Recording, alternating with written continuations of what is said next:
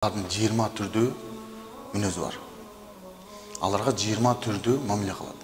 20 түрдүү мамиле кылбаса алар түшүнбөй калат. Мугалим өзүнүн билимин толук студенттерге жеткире албай калат. Мугалимдин дагы өтө чоң сыпаттарынын бири бул бардык тараптан үлгү боло алат.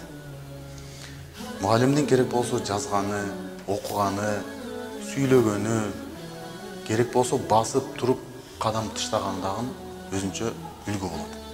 Мугалимдик кесиптин баш аты болгон Пайгамбарыбыз саллаллаху алейхи вассаламдагы улуу кулк мүнөздүн ээси эле. Куранда Алла Таала аны сыпаттап, "О Мухаммед, сен чындыгында улуу кулк мүнөз ээсисиң" деп Пайгамбарыбыздын кулк мүнөзүн таңа салган.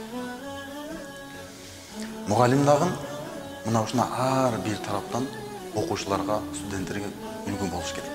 Бул дүйнөдө канчалаган иштер, амалдар бар, акырет ишине, күнүнө такыр тиешеси жок.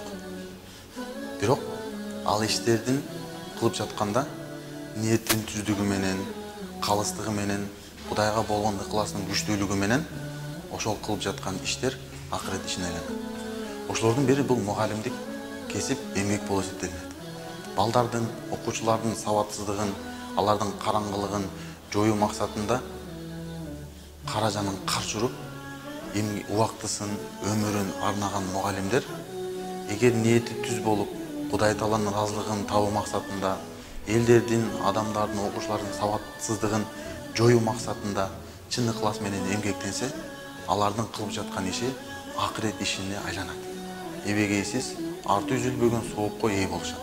Анткени алардын билимин алган окуучулар же студенттер, алар да ошондой мугалим болуп, алардан дагы өтүп, керек болсо ал студенттер өздөрүнөн кийинкилерди окутуп, мына ушундай сооп үзүлбөгөн иштин башатына айланышат мугалимдер. Урматтуу жалпы мугалимдер, эмгек жамааты. Сиздер адамзатты сабатсыздыктан сабаттуулукка, адамды караңгылыктан жарык алып чыккан эмгек ээси, кесип ээси сиздерсиздер. Куранда Алла Таала мынтип айтат: "Билгендер менен билбегендер теңби" дейт. Албетте, билгендердин орду, мугалимдердин орду өтө чоң.